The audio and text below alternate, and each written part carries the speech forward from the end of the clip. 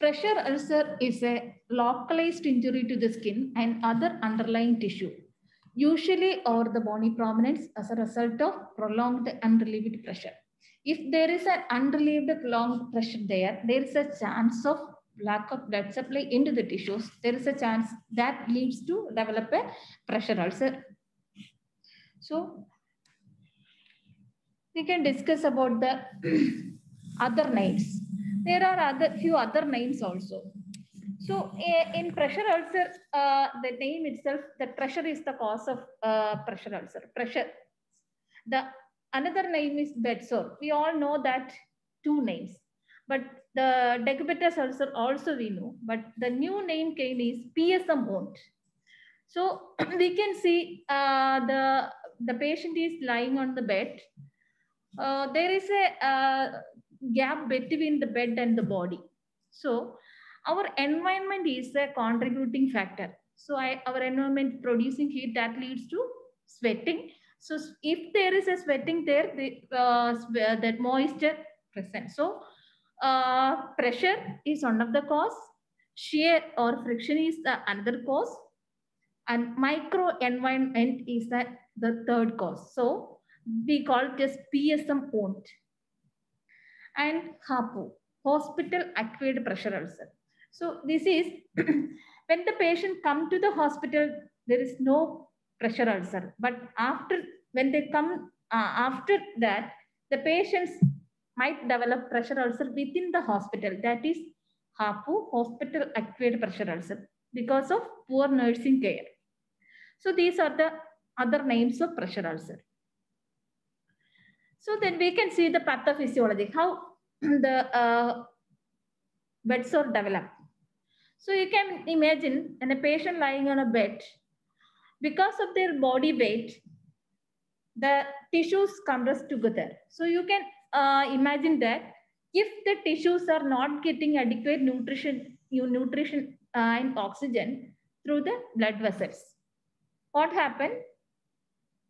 Tissue ischemia, stress and breakdown. So you can see the pathophysiology. If there is a the pressure for a long time, that leads to collapse of blood vessels. If there is a collapse of blood vessels there, the tissues may not get adequate nutrition and oxygen. Finally, tissue ischemia, hypoxia, stress and breakdown. This is the pathophysiology of pressure ulcer. So then we can see the risk factors. So the first risk factor is friction. So in a bed-bound patient, we know we already learned palliative care. So most of our patients are bed-bound. So we need to how the friction is affected. So friction there. So we need to change the sheets. For a bed-bound patients, we need to change the sheets every day. So when we change the sheets, so usually we just pull the sheets under the patients. So there is a chance of friction.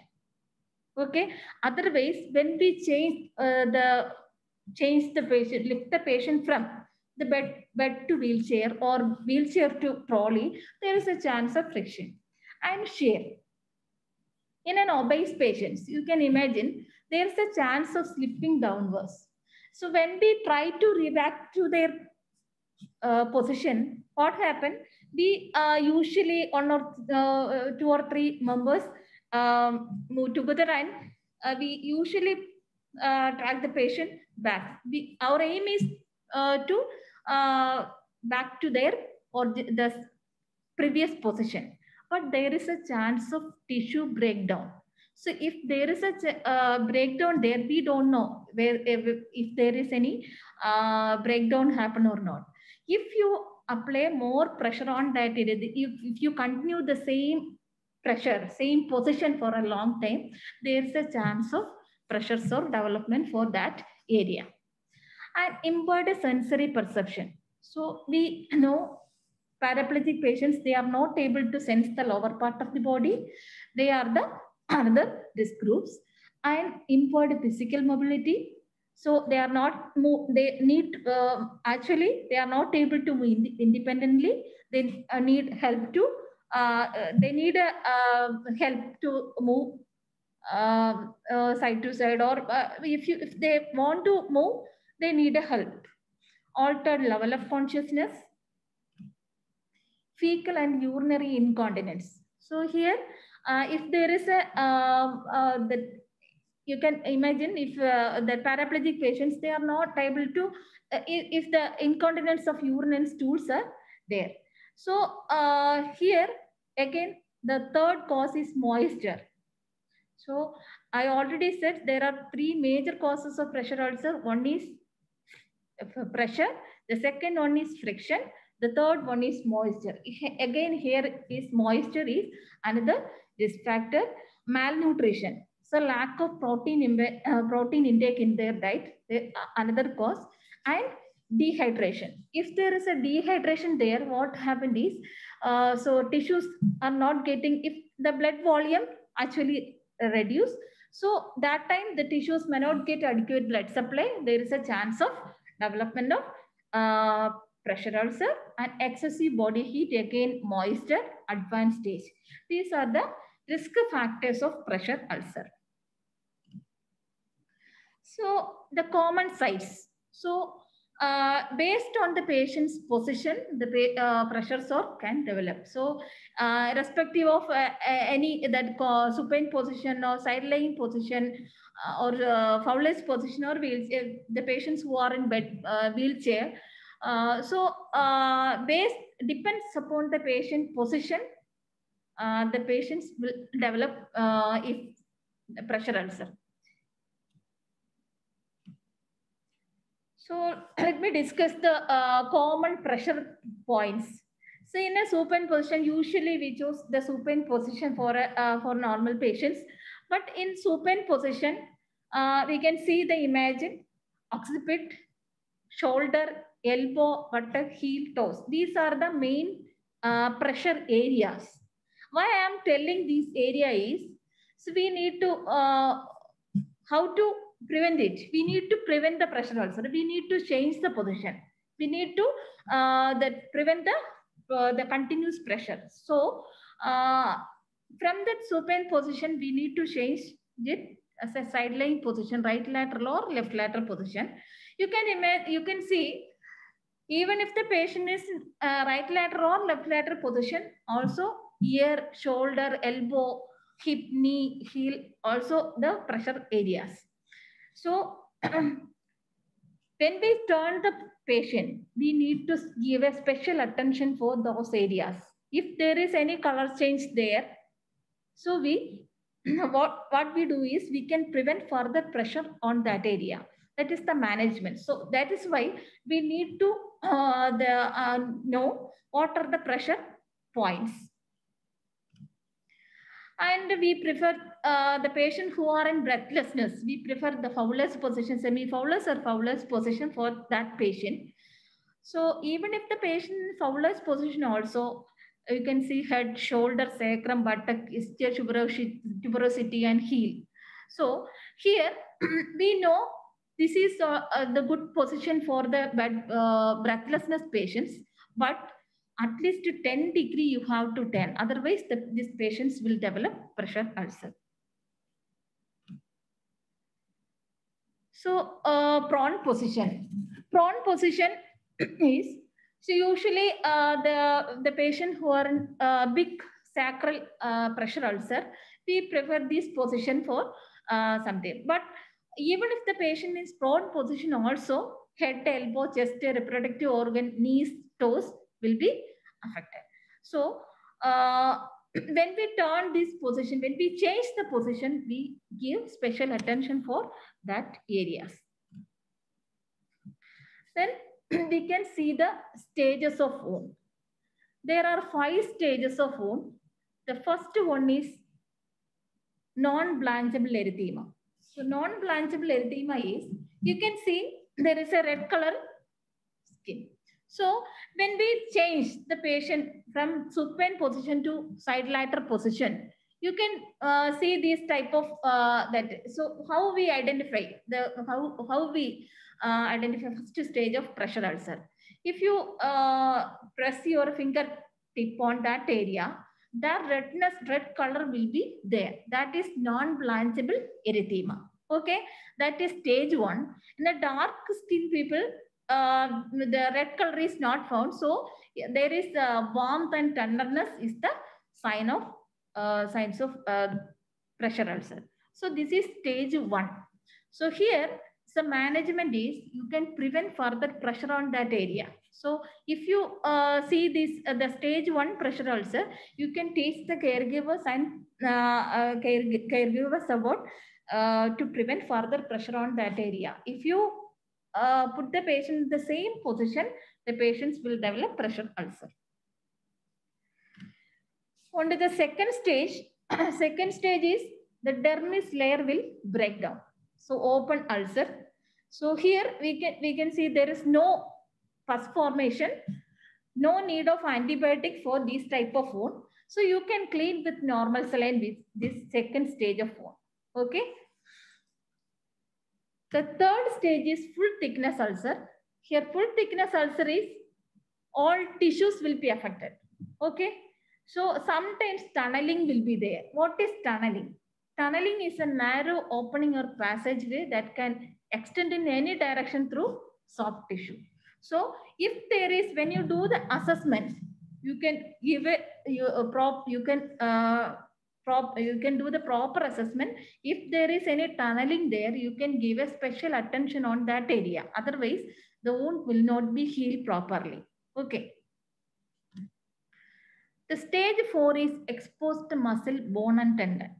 All muscles, bone and tendon is open. So all tissues will be affected. So here, the third stage and fourth stage, the management will discuss later. And the fifth one is unstageable. Pressure sore is unstageable if there is a slough or extra on the top. So if there is a black necrotic tissue on the top of the wound, we don't know how much layer is affected or not. So if there is this type of wound, when you document it, you can document it as a unstageable wound. Once you remove the slough, then only you have to find out whether the patient, whether that wound is stage 3 or stage 4. Okay. So there are 5 stages of pressure ulcer. One is non-blanchable erythema. The second stage is dermis layer is breakdown. The third stage is full thickness ulcer, that is all tissues are affected. The fourth one is muscle, bone and tendon will be affected. The fifth one is unstageable wound. So come to the assessment part.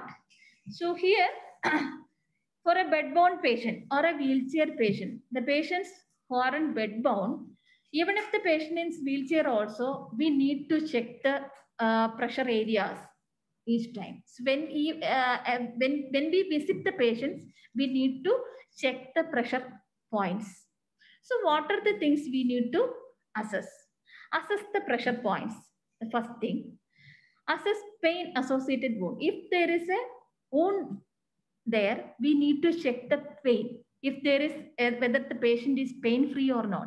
If there is a pain there, we need to give a proper analgesics. After that, we have to do the wound management, wound dressing, and assess the location of the wound, measure width, length and depth of the wound, stages of wound, presence of exudate. Exudate means the purulent discharge coming out of the wound, pus or fluid the secretions.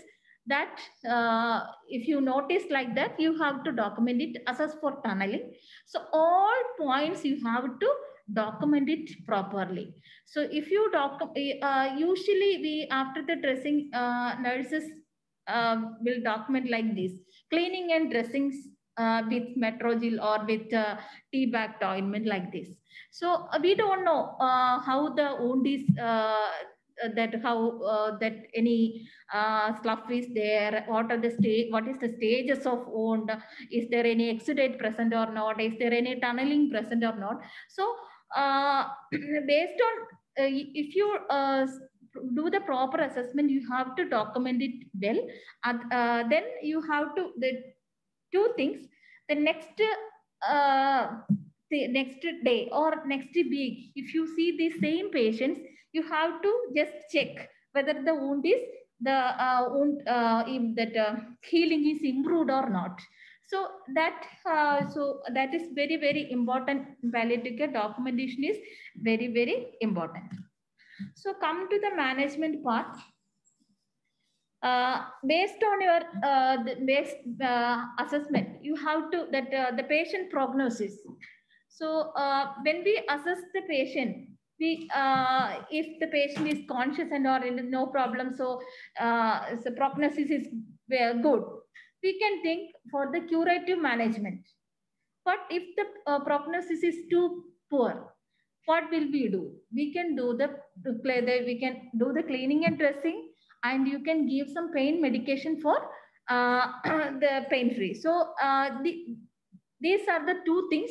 If there is a the patients who are in bedbound and the prognosis is too bad, and if the prognosis is good, you can do the slough cutting surgically. You can do the slough cutting and give a special, if you do the slough cutting, you can give a special attention for that area. So if there is a granulation tissues there is a chance of damage. So if you do the slough cutting, you can give a special attention for that area. Use normal saline for wound cleaning. You can I'll discuss with you later how to make a homemade saline. So after the dressing, you have to keep covered. After cleaning, you have to keep the wound covered and moist. So before we used to set you can clean with the whatever that normal saline or whatever it is, and apply ointment and keep the wound dry. So but nowadays the literature says moisture is one of the important fact for wound healing. So you can keep the wound covered and moist. So if there is an odor or infection there is a anaerobic bacterial infection can cause odor. So you can give metronidazole powder. So metronidazole powder, that same tablet metronidazole, you can crush it and make it a powder form. And what we do is we can mix with white petroleum jelly and apply over the wound. So here two action. Metronidazole will give an antibiotic, will reduce the odor and infection, and white petroleum jelly or any moisturizing agent that will help to improve moisture.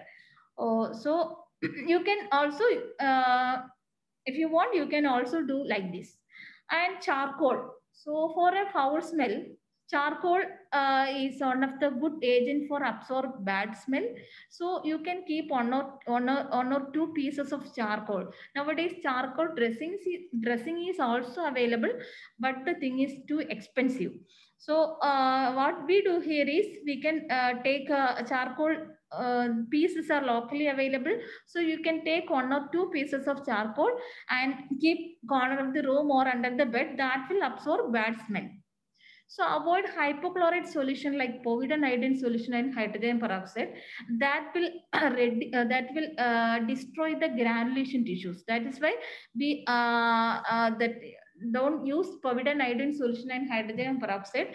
We use only normal saline for cleaning. So in case of stage 3 ulcer, if the patient's health condition is okay, you can refer the patient for surgery consultation. So if possible, they can do the skin grafting procedure. So you can refer the surgeon and see. And negative pressure wound therapy also good for the stage 3 and stage 4 bedsore management. So that machine is too expensive, but we can do it with the help of suction apparatus. That will reduce if you give that negative pressure to the wound, that will reduce the exudate and necrotic tissues, and give the pressure that will stimulate the blood circulation also. And how to prepare the homemade saline. I already said we can teach the caregivers and patient about how to make homemade saline. So you have to take 200 ml of boiled water and add 1 pinch of salt. So we know this is not a sterile wound. This is the clean wound. So clean saline is enough for cleaning of this type of wound. So usually palliative care settings give dressing materials for that for this type of patients. But if the dressing material is finished, what they will do? We have to teach home remedies also. So take the cotton saris or dhotis, cut into squares and steam them half to 1 hour. So you can tell them like white petroleum jelly or Vaseline is spread over that, and then they can steam it. So that will help to remove the slough also. So we all know that prevention is better than cure. Here also, if there is a blood-bound patient there is a chance of pressure sore development. So if you see this type of patients, you have to tell the patients how to prevent pressure ulcer.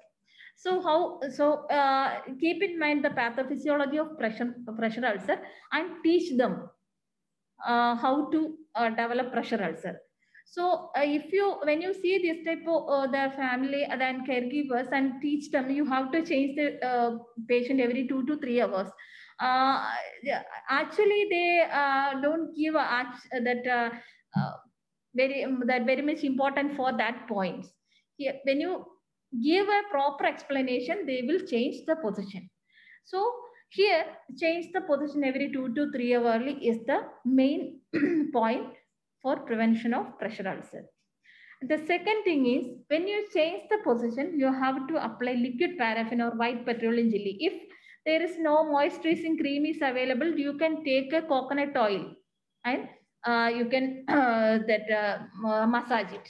Okay, when you turn the patient, why I am telling when you turn the patient is, so there is a chance of reduction of blood supply when the patient is lying on long time for a same position, 2 to 3 2 hours is the same position.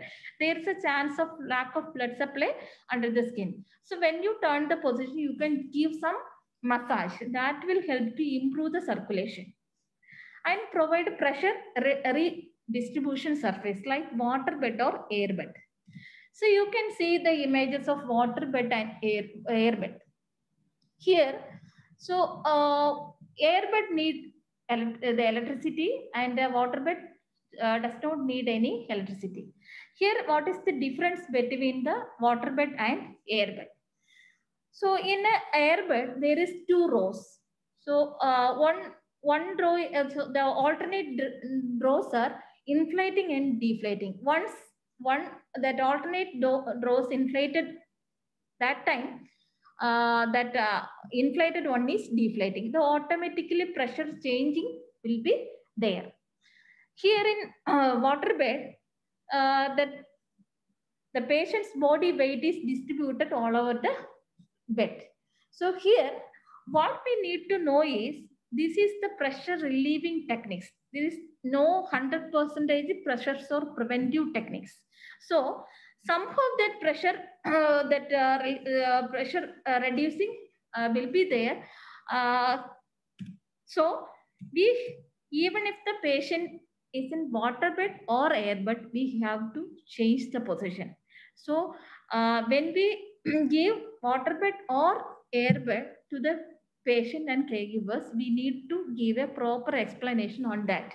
This is not a 100% pressure sore preventable technique. So we need, that air bed or water bed, they give some sort of relief. So you can explain very well and assess the skin every time. So when they turn the position, they have to check the skin. If there is a stage 1 lesion, so that is non-blanchable erythema there, you can teach the caregivers about excellent incontinence control. Okay, so if there is a moisture there, they need to change the sheets as soon as possible. Otherwise, there is a chance of pressure sore development. and maintaining good nutrition. So they have to maintain good nutrition, especially protein intake in their diet. Lack of protein environment is also the cause of pressure ulcer. So we can easily remember the preventive techniques. Skin, SSKIN. So first S is supporting surface. We already discussed. You can keep it in mind. The first S is supporting surface. How to give supporting surface? We can provide water bed or air bed. Okay, make sure your patients get pressure relief on proper supporting surface. The second S is skin inspections. So each time the regular skin inspection requires especially bony prominence at the risky areas. So we have to train the caregivers about how to check the pressure, check the pressure points, and if there is a signs there, they are able to find out if there is a signs of pressure ulcer there. So we have to train the caregivers about that. And K is keep moving. Keep moving is proper positioning and frequent posture changes. We have to change the position every 2 to 3 hourly. The I is incontinence. Incontinence or moisture control. Here, if there is an incontinence there, we need to change there is a chance of moisture. We need to change the sheets or diaper as soon as possible. Otherwise, if there is an incontinence of urine there, we can catheterize the patient. And the fifth one is nutrition. Nutrition, hydration is also important.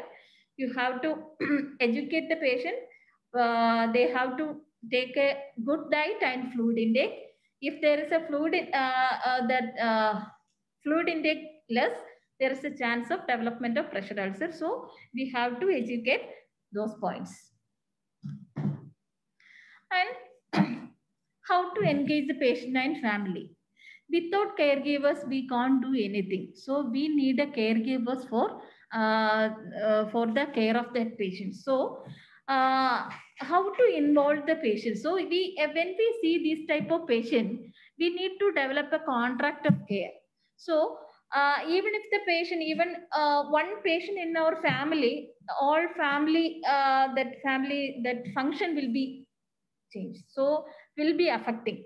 So here the long-term care for a patient who is in bed-bound patient in on family, that whole family will be affecting. Especially the caregiver, the primary caregiver is emotionally stressed, and also when we meet these type of patients, we instead of you, so usually we said you can do change the position every 2 to 3 hourly.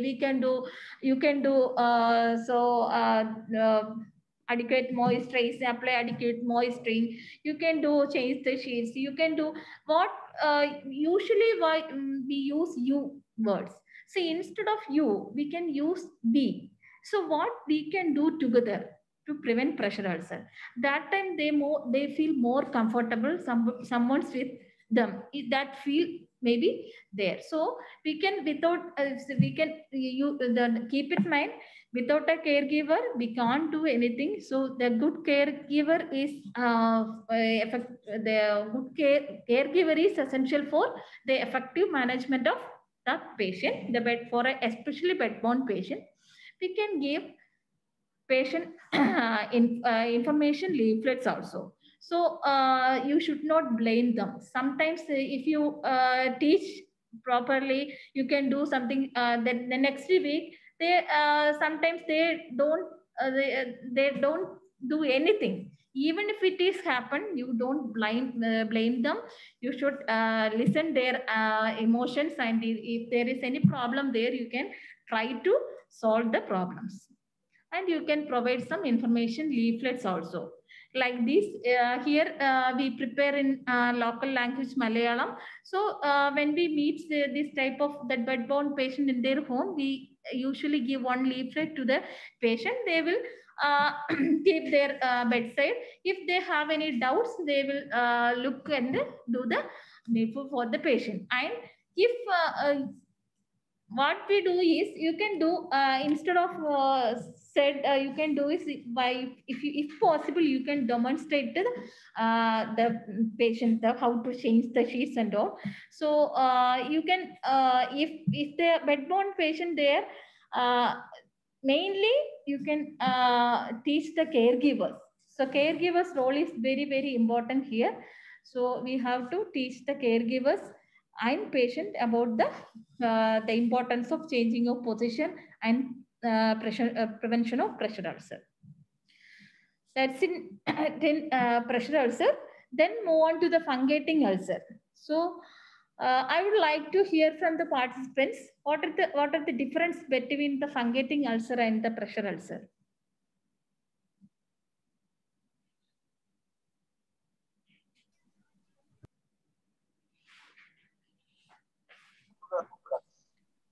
Pressure ulcers will be superficial. Fungating ulcers will be deep, ma'am.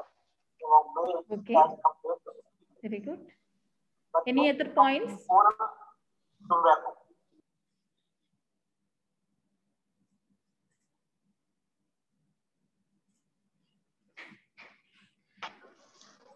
Pressure ulcers are ischemic. Fungating would be proliferative. Okay. Thank you. So thank you for the points. So pressure ulcer. So here the major difference between the pressure ulcer and fungating ulcer is pressure ulcer is preventable. This is not preventable. Pressure ulcer is curable. This is not curable. Okay, these are the major difference between the pressure ulcer deep into the tissues. This is proliferating out. So these are the major difference between the pressure ulcer and the fungating wound. So what is fungating ulcer? It is a primary or secondary malignant growth in the skin which was ulcerated and difficult to heal. So if here there is a ulceration and proliferation is both processes involving together. So it looked like a cauliflower in shape and nodular fungus shape also. So that is why we call it as a fungating wound. So what is the pathophysiology of that? So development of non-tender skin nodules that leads to gradually that nodules will enlarge. If there is an enlargement of nodules there is a disruption of capillaries and lymph vessels happen. If it is happen, altered coagulation, tissue hypoxia and necrosis. This is the pathophysiology of the fungating ulcer. So have you heard about Marjolin's ulcer? So Marjolin's ulcer is a type of skin cancer. So especially it can malignant changes in the chronic wound, especially burn, scar, pressure ulcers, the ulcer, venous leg ulcer. Gradually, sometimes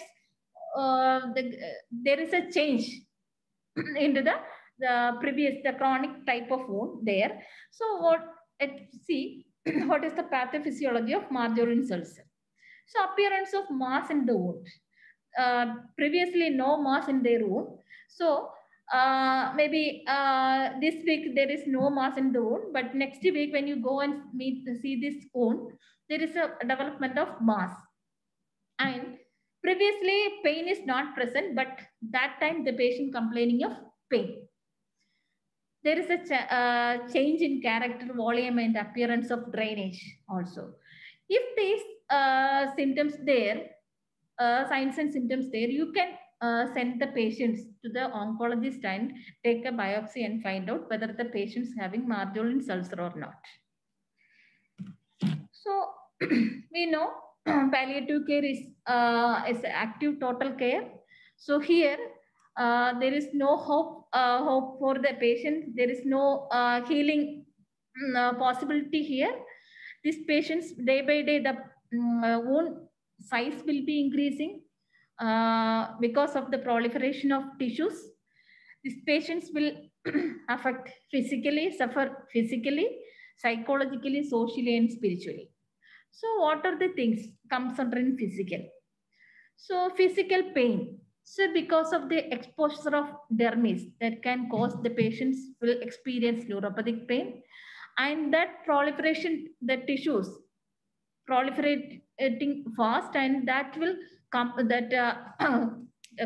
the blood vessels. That time the patients may feel neuropathic pain and malodor. So there are two. Malodor is also stale exudate dressings have been more than number of days, and because of anaerobic bacterial infection can cause malodor. And bleeding. Bleeding is also because of the the tumor will protrude the blood vessels and can cause bleeding. And the second thing is improper dressing techniques. So the dressings, all usually dressings are adherence to the wound. So before soaking the wound, when we try to remove the dressings, there is a chance of development of bleeding. And exudate. Exudate is also oozing out of fluid from the wound. There is a chance of lot of exudates coming out of this type of wound. And itching also. Itching is if there is a fungating ulcer, you can see the fungating ulcer.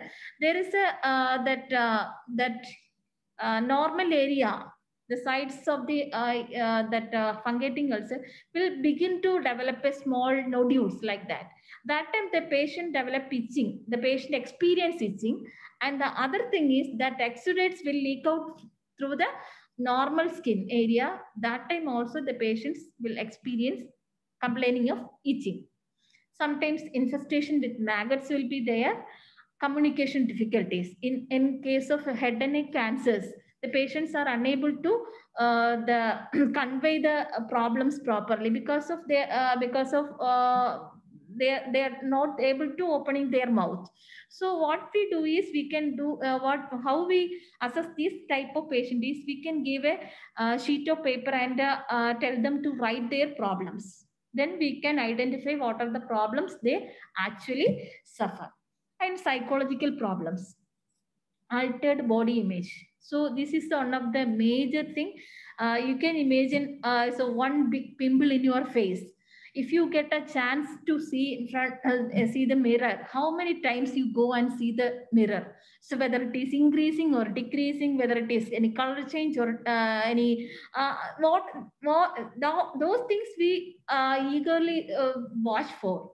So here there is no chance, or there is no curative possibility, or that day by day the wound size will be increasing. So that will be emotionally affected for the patient and the family also.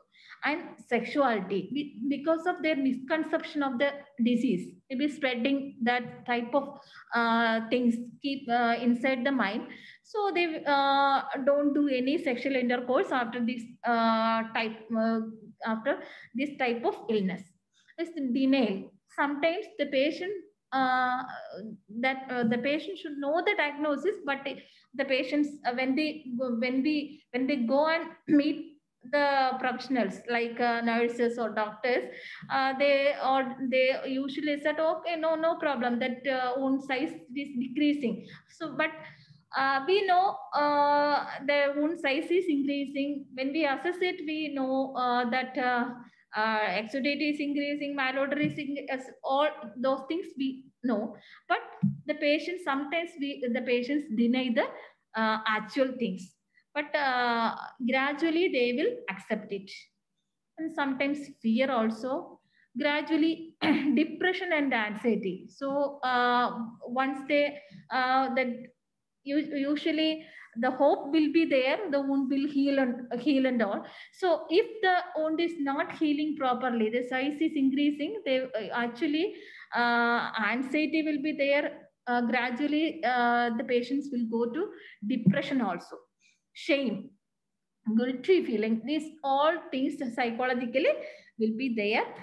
And social, family isolation. So you can sometimes one family member is getting this type of illness, the family members will choose a corner side room and keep the patient there. They are not allowing to enter the dining area or the front hall and all. So that will be emotionally affected for the patient. And social isolation. Social isolation, society will be isolated from the patient, and so the maybe friends and relatives are not willing to see these type of patients, maybe because of misconception, one thing, and the other thing is malodor. The lot of malodor and exudates is there, so that things may be inside the mind, and they are reluctant to see this type of patients. And social stigma will be there, fear of contagion, we already discussed, effects on family and effects on sexual relationship and marital disharmony also. The patients, some of them are not willing to get marriage from this type of family. If there is a problem there, that will be affect the patient emotionally and spiritually. And spiritually interference with religious rites, maybe punishment because of my sin, God punished me like this. These are the points come to their mind. So why I'm discussing those points is, when you see these type of patients, you can listen their problems. So you can try to listen their problems individually. With the caregivers, they don't say anything. So individual discussion is very, very important for this patient.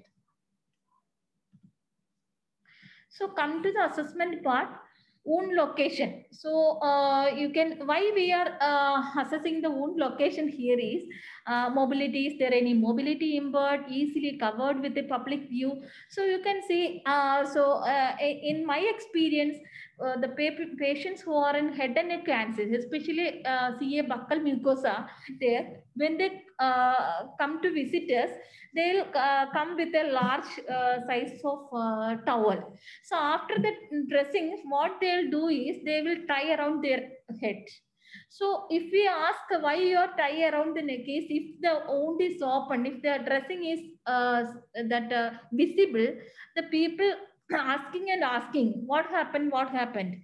So that is why they cover it that properly and go out of from the hospital. So this is also very, very important. If possibly, we can try to cover properly with a public view. And wound appearance, you can assess surrounding of the skin, potential for complication also. This is also very, very important in case of head and neck cancers. So especially that the patient, there is a chance of development of bleed, the cause of death is bleeding. So that tissue, the cancer cells will protrude the major blood vessels and cause bleeding. Maybe the patients death because of the bleeding. So if there is a possibility there, we have to prepare the patient and the family members. If it is happen in their home, what will they do? We have to prepare the family. So when we assess it, we have to assess properly. So how to manage it? Principles of management. We have to palliation of symptoms. How to palliate the symptoms? So how we have to reduce the pain. If there is a pain there, we can try to reduce their pain. If there is an infection there or a malodor there, you have to reduce the malodor, and exudate there, you have to try reduce the exudate and minimize the bleeding. So we can do the holistic care, like a total care, physical, emotional, social, and spiritual care for this patient, empowering the patient and family in own care. So we know this patient need continuous care. We need to educate and empower the patient, caregiver for own care. So how to minimize the pain? I already said there is a chance of developing two types of pain. This type of patient, One is neuropathic pain and another one is nociceptive pain. If there is a nociceptive pain there, that like a deep pain, aching, stabbing, continuous pain is there, so you can adjust the systemic analgesics. Okay, so if the patient is having morphine 10 milligram 4 hourly, you can adjust that medication. If there is a pain there, you can give a rescue dose that time and wait for 45 minutes and then you can do the dressing. And if the patient is not getting adequate pain relief with that at a particular dose, you can increase the dose also. If there is a superficial pain there, burning, pricking type of pain there, like neuropathic pain there, you can apply Sensorcaine or Lignocaine. So local application you can do. Wait for the 10 minutes or 5 minutes is enough, 5 to 10 minutes. And after that, the patients will get pain relief. Then you can do the dressing. So how to manage malodor? So this is one of the major cause. So malodor management. This is because of anaerobic bacterial infection. So how to manage it? You can clean the clean with normal saline and local metronidazole tablet. You can apply after cleaning cleaning with normal saline. You can apply metronidazole powder and injection metronidazole irrigation also you can do for wound dressing. So here what there is a chance of pocket formation there. Here what we do, what we can think, keep in mind is this wound is fragile, that tissues are fragile. So there is a if you apply more pressure on that area with the help of artery forceps, there is a chance of bleeding. So there is a chance of pocket formation also inside the wound. So if you apply injection metronidazole for cleaning of the wound, that will reach that pocket, inside the pockets and get relief from the infection, and that is why we reduce the malodor. And you can try systemic antibiotics also. Here we can so you can try one course of antibiotics. In superficially the blood supply is not good, but inside if there is an infection there, that systemic antibiotics will help. And frequent changing of dressings. This exudate is also the cause of malodor. So if there is a lot of exudate there, there is a chance of over that wet that into that dressing materials, that can cause malodor. So usually we dress after the cleaning and with normal saline or whatever it is, we keep 1 or 2 Gamgee pad over the wound. So if there is a exudate severe, if there is exudate severe, so you can, instead of 1 or 2 Gamgee pad, you can use 3 or 4 Gamgee pad at a time, and then you can do the dressing. And charcoal dressing also, you can see the charcoal pieces. So that charcoal pieces will help to absorb that bad smell. Charcoal dressings are also available. So that is very expensive. But if it is affordable, you can tell the patients to take the charcoal, buy charcoal dressings and apply over it. And no charcoal, no hydrogen peroxide and betadine for this type of wound. That may not help for this type of wound. And come to the bleeding part. So you have to prevent bleeding. How to prevent is when we do the dressing. Before do the dressing, you have to, I already said the dressings are adherents to the wound. So before removing the dressing, we have to soak well and try to remove the dressings. That will that will prevent bleeding. And if there is a bleeding there, you can apply local pressure on that area. If you apply local pressure on that area, that bleeding is not controlled, you can apply sucralfate powder. And tranexamic acid also you can apply. Then you can go for systemic ethamsulate. After that, you can refer the patient for palliative radiotherapy also. If you do the palliative radiotherapy, there is that tumor size will be strengthened, and that will prevent bleeding. So criteria for wound dressing is, so our aim of palliative care is also improve the quality of life of the patient and their family. Here is also we have to improve the quality of life of the patient through adequate symptom control. So we already discussed, if there is a pain there, we can give adequate pain management. If there is an infection there, we can give antibiotics. If there is an exudate there, we can do based on their symptoms, we can try to control their symptoms. And empathetic care is also here very, very important. So we know there is no chance of healing possibility. So empathetic care is very, very important. Provide a thorough bath before dressings. Why I am telling this is, these tissues are fragile. So without you applying your artery forceps, if they are able to do a proper bath, all dead tissues will come out. So that is why if they are able to do a bath, you can tell the patient to do a bath, and after that they can do the cleaning and dressing. So if you do the dressings before that, you have to make sure whether the patient is pain free or not. Use normal saline for cleaning, and selective dressings depends upon the wound exudate and wound size. So role of cancer therapy, you can refer the patient for radiotherapy, cytotoxic chemotherapy, hormone therapy, and surgery. So debulking if possible. If the patient health condition is okay, you can refer the patient for debulking surgery. And hormone therapy, cytotoxic chemotherapy, and radiotherapies, it will help to strengthen the size of the tumor. So maggots. When I discussed the physical points, the infestation with maggots, that point was there. So if there is maggots there, so how the maggots come? So it comes from house flies.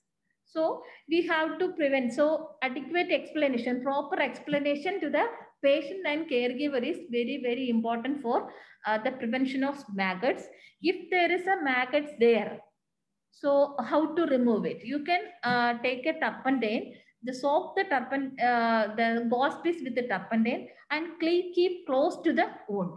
That helps to the maggots will come out. You can remove the maggots with the help of a artery forceps. You can keep the maggots in hot water. After that, you can discard it into the closets. That is the way we have to remove the maggots. So an important message here is always cover the wound, and when you try to remove the maggots, when you go with your artery forceps, there is a chance of the maggots go inside. Okay, so when you go with your artery forceps, what happens? When you follow these maggots, your artery forceps will damage the blood vessels. So don't follow maggots. When they come out, you can remove, you can take it out with the help of artery forceps. So thank you.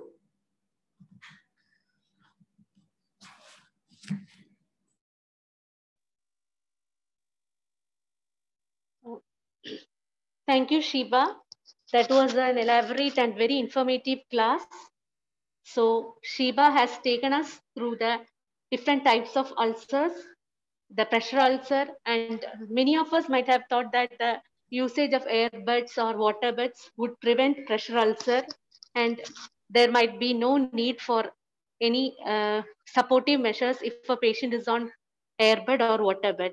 So she made us aware that even if a person is on a airbed or a water bed, still they have to do the pressure relieving techniques need to be continued. And also she has taken us through the important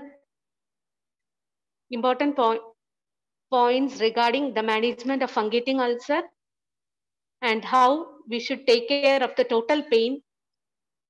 So am I audible? Arun, am I audible? You are. Yes, ma'am, you are audible. Okay. So now I would like the participants, if you have any questions for Sheba, please. This is Edward from Indonesia. I want to ask about the role of honey, because in Indonesia we often use honey for wound recovery. How about the opinion of using honey in wound? Thank you. Yeah, thank you, Dr. Edward. We don't have any experience with the honey using, but the trainees and the experienced doctors comes from Kerala, and inside Kerala also they have an experience with the use of honey, but I don't have an experience with honey usage. Madam, do you want anything to say? No, I would like to hear from other participants also. What do they think about using honey in an ulcer? Because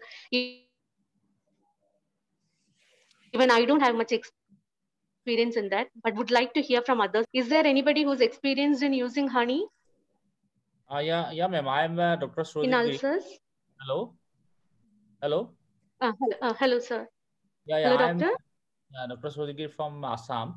So I regularly use honey in ulcers. It is a great work. I can say it will take some time, but there is an also study, lot of studies in we have gone through it, and it is an anti-inflammatory property as well as an antibacterial property, and doing great job in ulcers. Okay. So, doctor, is it pressure ulcers or other fungating wound-like ulcers also? Not the fungating ulcers, pressure ulcers mainly.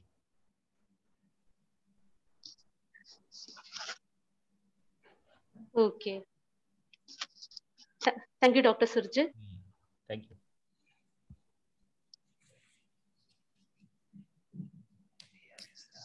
Anybody else has any comments on that or their thoughts on that? Chat from Dr. Karpavilli, we use honey for oral ulcers. Okay.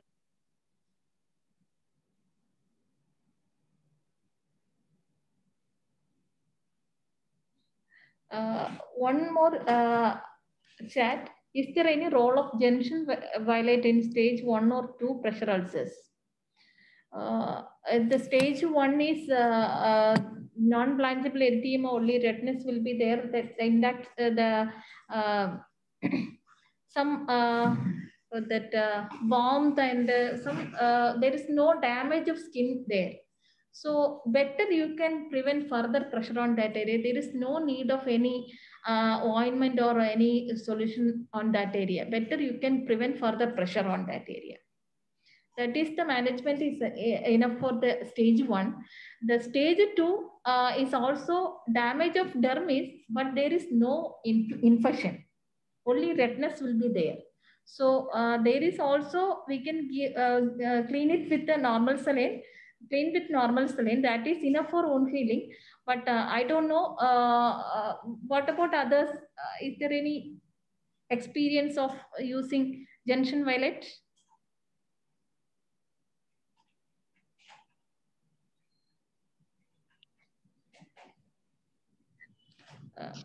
Anybody else is using junction violet?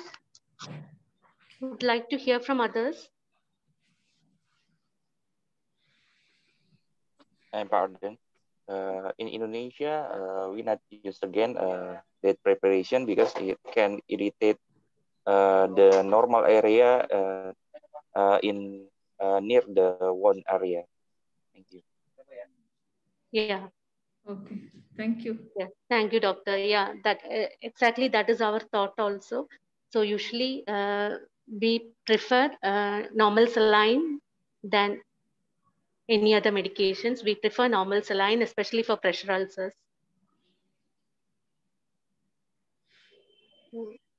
Any more questions, or shall we move on? We can move on to the case presentation.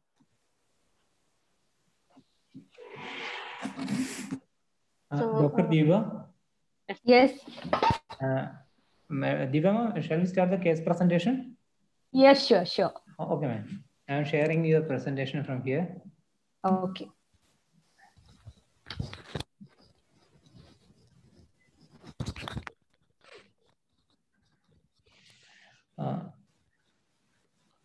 Is it visible? Diva, ma'am? Yeah, it's visible. Please okay. proceed. Yes, okay. Yeah. Good evening, everyone. And Amrita, so nice to see you here. Hope you recognize me. And Hi, I do recognize you, ma'am. Thank you. Next slide, please.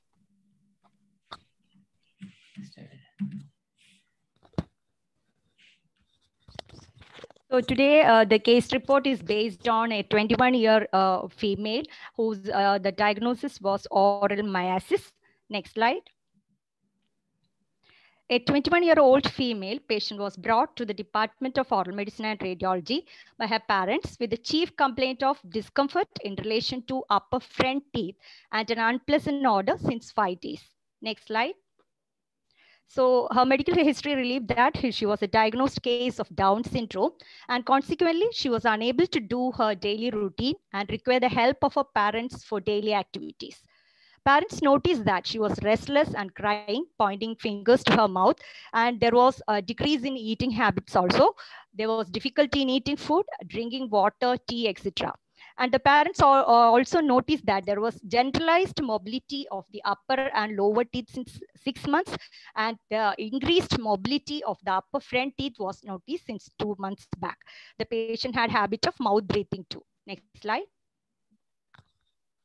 So on general examination, the patient was moderately built and nourished, and the patient was unable to communicate on her own. She was very tense and afraid, and extraoral examination revealed incompetent lips.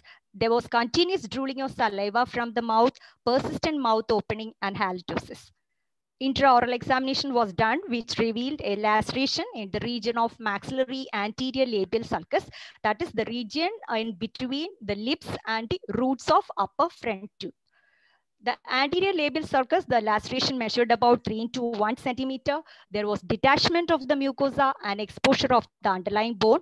Multiple larvae were noted crawling within the gingival lesion.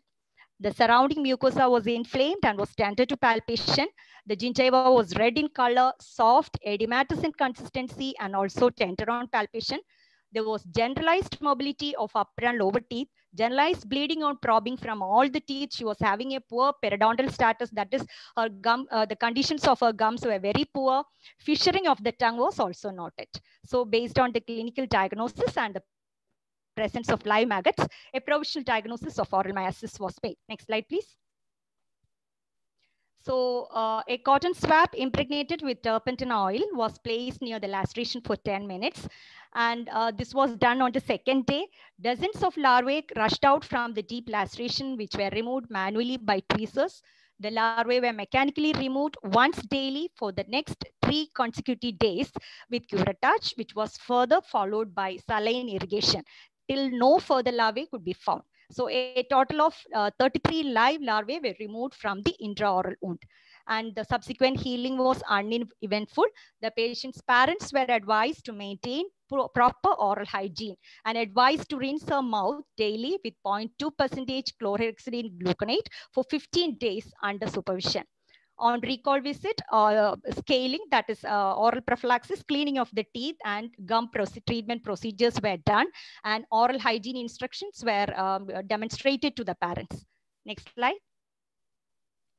So considering all this, the psychosocial aspects in this case, so how will you understand as caretakers, how will healthcare workers and caretakers understand the expression of pain in this patient, particularly when they are not able to communicate? And other thing was the mother was very much worried about the malodor, and particularly she was very much frightened about the sight and smell of the germs, so that leading to a social isolation. And is this very common among those coming from the low socioeconomic status only, and the lack of knowledge among the caregivers and the parents about such an infestation can occur in this type of patients. Next slide, please. So the medications were oral antibiotics such as amoxicillin and metronidazole were advised for 7 days. For the management of pain, oral paracetamol was given. And for as a nutritional supplement, Tab A2Z was given once daily for 15 days, and chlorhexidine mouthwash was given for 15 days, along with topical application of metronidazole DG gel 2 times daily in the wound area. Next slide, please. So it was embarrassing to the patients and the parents, and parents were concerned about the chance of recurrent episode. They were worried about whether the larvae might have gone inside the stomach or the brain or into the ear, and how they will distinguish the pain in such conditions or infestations when it happens again. And also they were worried about the foul odor. Next slide, please. So to summarize, a 21-year-old female with Down syndrome was presented with oral discomfort, mobility of teeth, and unpleasant odor from the mouth. So extraoral examination revealed persistent mouth opening, drooling of saliva and halitosis, and intraoral examination showed a deep ulceration with live maggots in the maxillary anterior region. So based on these findings, a provisional diagnosis of oral myiasis was made. Maggots were manually removed and followed by irrigation with saline and cleaning with povidone iodine. The patient was then placed on oral antibiotics and nutritional supplement. Healing was uneventful. Sutures were placed on the 5th day, and on recall visit, oral prophylaxis and periodontal treatment procedures were completed. Oral hygiene instructions were carried out extensively for the parents. Next slide, please.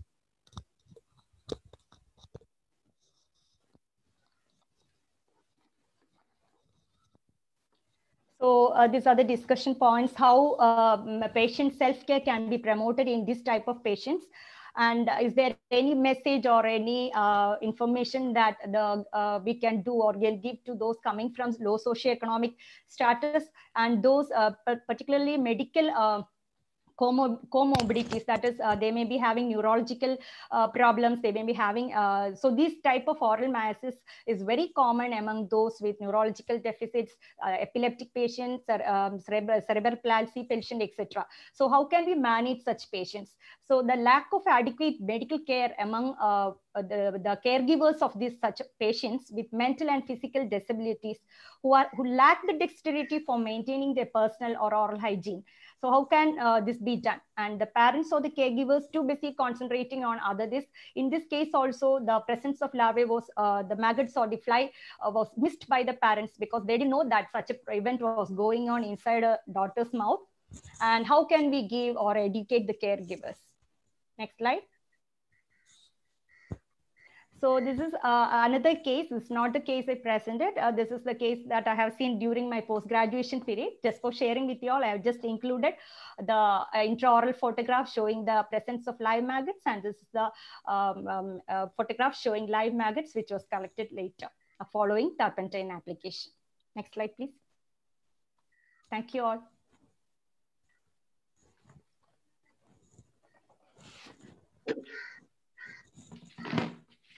Thank you, Deepa ma'am, for that wonderful case presentation. Thank you, you're welcome.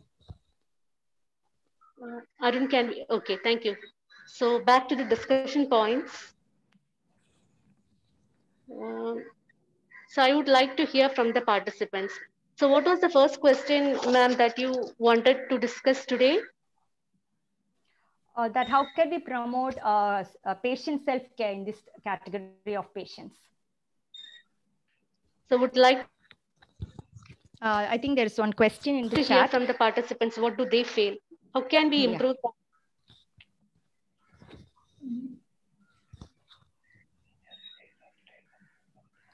Actually, there is one question, I think. Was any radiograph taken to rule out underlying bone involvement?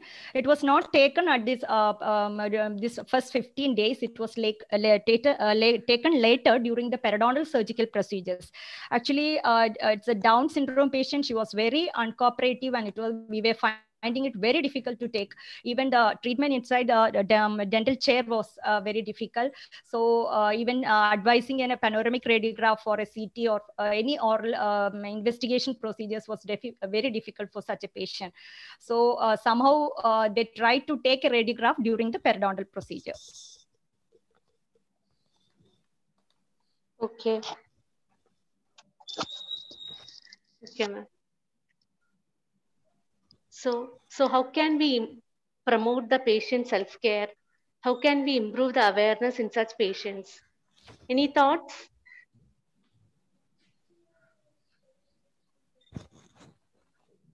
So as ma'am has, I think I'll put in my thoughts and then we'll share each other's.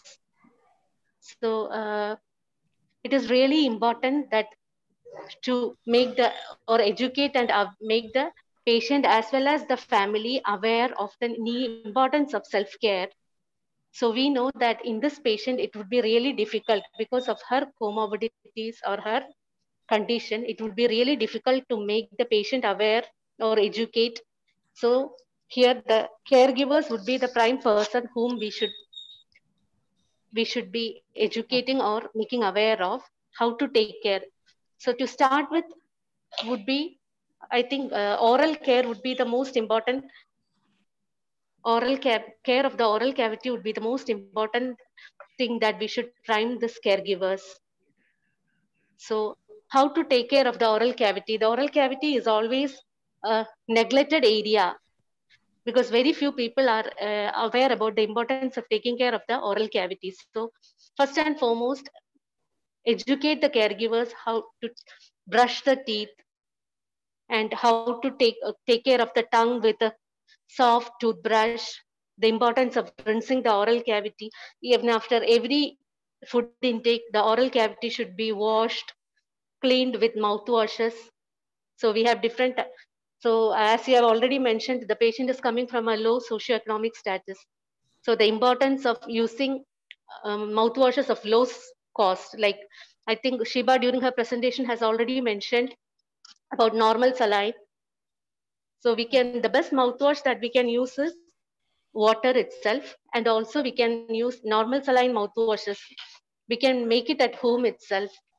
So for 500 ml of water, we can add a teaspoon of common salt and boil it, and it can be used for as for mouthwash, as a mouthwash. And also, if we can also use soda bicarb mouthwashes also can be used. So these are low cost mouthwashes which can be made available.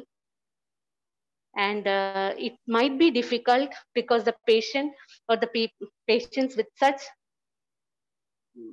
diseases might not be that cooperative.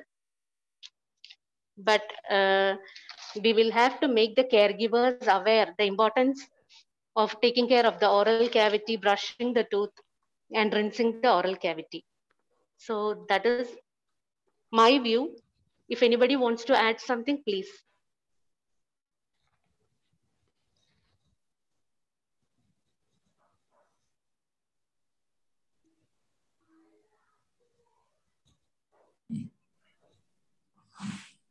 Deepa ma'am, does that cover first 3 points? Or Yeah, it's okay. It's okay. And so what is that? Fifth point? Parents or caregivers too busy, they will be concentrating on other health problems. So they may ignore the oral health or personal hygiene also of this type of patients. So they have to give the caregivers. So there also the importance of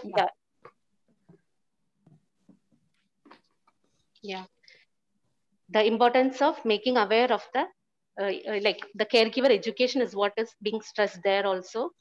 So I think that is most important there. And suppose the caregivers are like they are we have seen in many patients there is caregiver fatigueness has been noted. So in such patients we can take the help of the volunteers, if possible, and try to involve the local palliative care. I think the first and most important thing that we should encourage them or motivate them is to visualize the oral cavity and the importance to take care of it is what I feel. Sheba wants to add something, or somebody else from the participants want to add something, please.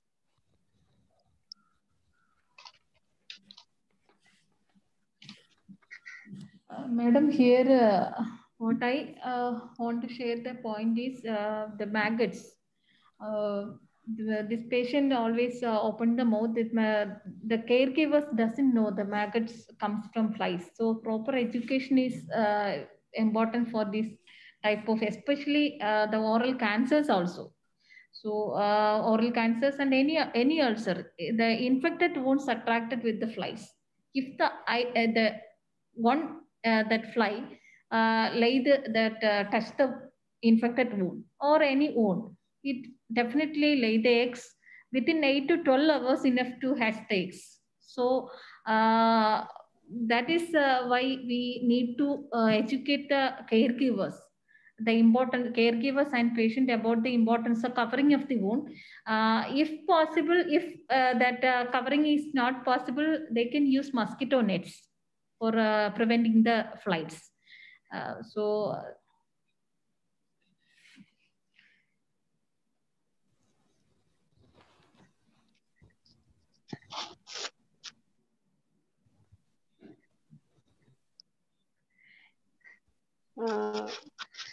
I think proper oral hygiene instructions will do the job, I think, and regular monitoring also might be an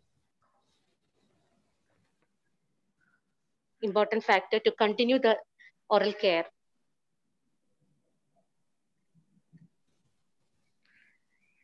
And anybody?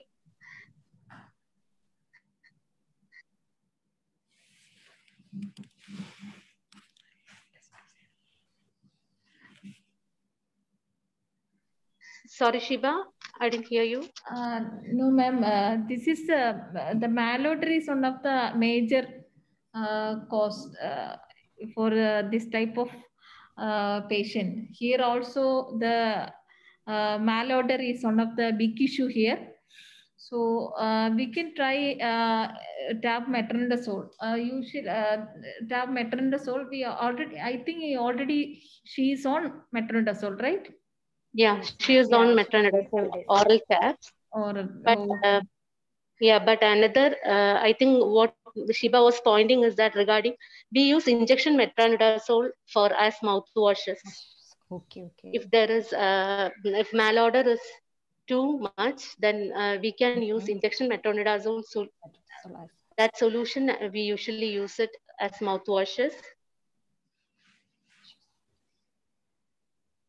And regarding metronidazole, as long as the malodor is there, it can be used continuously because there is very less chance of developing resistance with metronidazole. So it can be used as long as the patient is having that malodor, either locally or systemically also we can give metronidazole tab.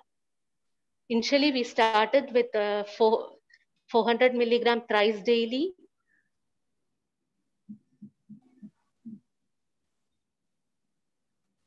And you can make it as, and 200 milligram BD can be continued as long as the malodor is there.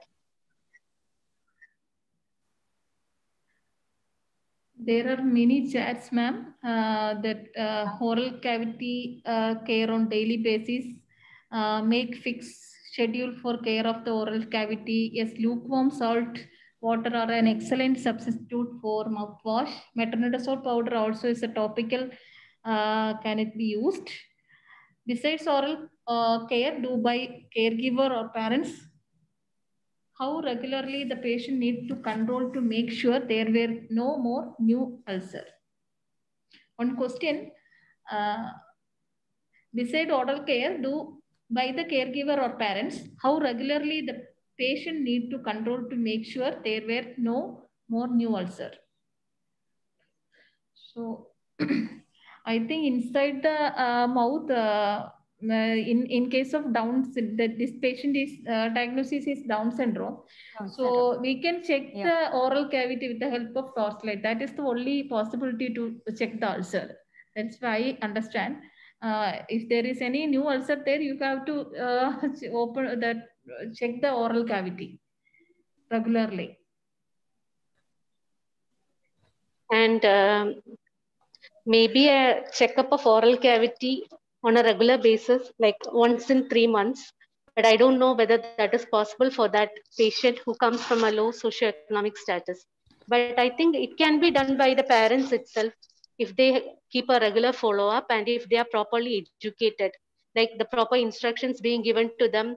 That so now that they understand what are the possibilities that can come, oral ulcers or the foul smell, what could be the reason, they can be more aware and they can take more precautions.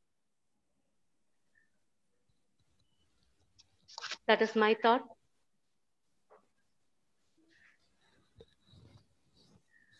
Anyone else wants to comment? No, Dr. Edward. I don't think we can identify from the smell, but for that we'll have to visualize the oral cavity. So the parents need to visualize the oral cavity daily, like whenever they are doing the brushing and cleaning of the oral cavity, they might have to look into the oral cavity. And suppose if it is painful ulcer, the child might show some restlessness, as she was crying and showing restlessness. Similarly, there would be some signs of restlessness from the patient side also. So that could be the indicators.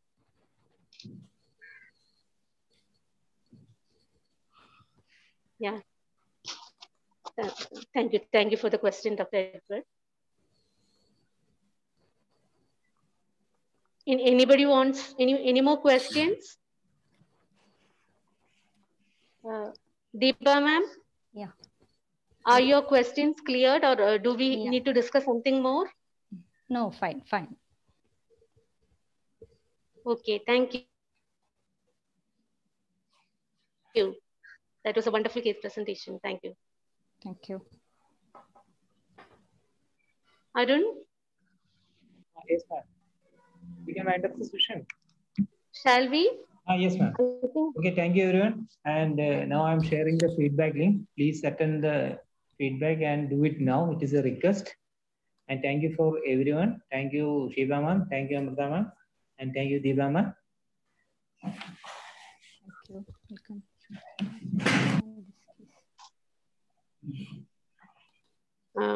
So I think we have a question in the chat box from Dr. Edward about sucralfate for the wound. Sucralfate mainly for the wound, we can control the bleeding because we use sucralfate on the bleeding part. The sucralfate has a sealing effect. So that is why we prefer sucralfate for the bleeding wound. I don't know. So other than, yeah. So other than orally taking etamsulate or tranexamic acid, usually we apply topical sucralfate on the wound in case of bleeding ulcers. And that to some extent prevents the bleeding. If it is small ulcers, it can help us. Hope I am clear, Dr. Edward.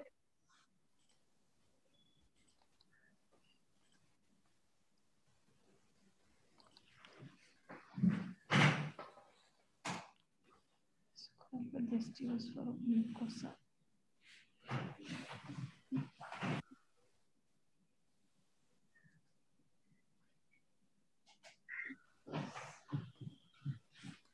Pardon, ma'am. I just knew about using sucralfate for the mucosa. Is it can use for other parts of the body? So, sorry, Dr. Edward. Pardon, can you repeat? About using sucralfate.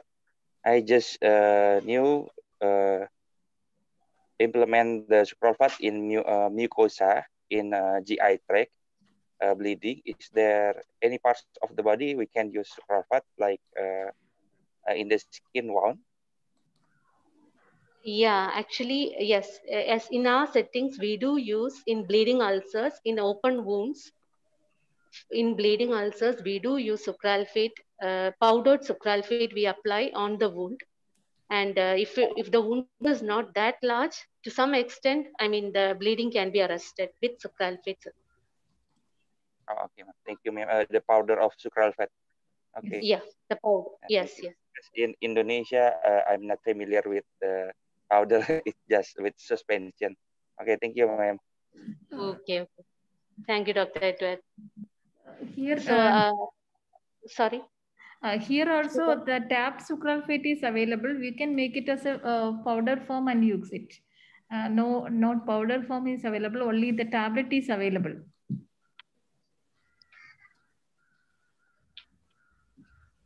So, shall we wind up? Yes, ma'am. Arun, are you moving forward with the feedback? Yes, ma'am. It's already shared. It's in chat box. And the same feedback I shared on the WhatsApp group also. Okay, please do it now. Okay, thank you, everyone. Let's sign out the meeting. Okay, thank you.